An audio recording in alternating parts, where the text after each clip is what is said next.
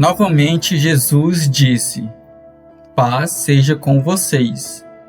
Assim como o Pai me enviou, eu os envio. E com isso soprou sobre eles e disse: Recebam o Espírito Santo.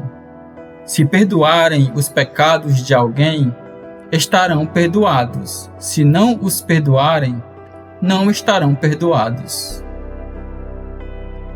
Assim como o Pai me enviou, eu vos envio, diz Jesus aos discípulos. E com isso soprou sobre eles e disse: Recebam o Espírito Santo. Se perdoarem os pecados de alguém, estarão perdoados. Se não os perdoarem, não estarão perdoados. João, capítulo 20, versículos do 21 ao 23. 3 coisas ocorrem nesta cena. Primeiro, os discípulos são comissionados a ocuparem o lugar de um testemunho de Deus no mundo. Segundo, o Senhor sopra sobre eles e diz: Recebam o Espírito Santo. João capítulo 20, versículo 22. Capacitando-os para essa comissão. Aqui não tem o mesmo caráter de Atos capítulo 2, quando o Espírito Santo viria habitar na igreja coletivamente e em cada crente individualmente. Em terceiro lugar, ele diz: Se perdoarem os pecados de alguém, estarão perdoados.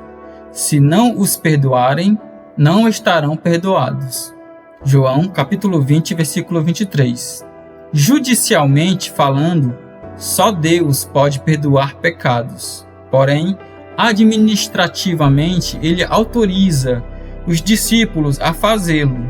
Não entendeu? Digamos que alguém ofenda você e confesse a Deus, que garante a ele o perdão, pois, se confessarmos os nossos pecados, ele é fiel e justo para perdoar os nossos pecados e nos purificar de toda injustiça. 1 João capítulo 1, versículo 9. Porém, falta restaurar a comunhão entre vocês, e é aí que entra o seu poder de perdoá-lo, não judicialmente, mas na esfera das relações humanas. Esta reunião dos discípulos com as portas fechadas é um protótipo do que viria a existir alguns dias depois. A Igreja de Deus na Terra. Primeiro, Israel deixaria de representar Deus neste mundo.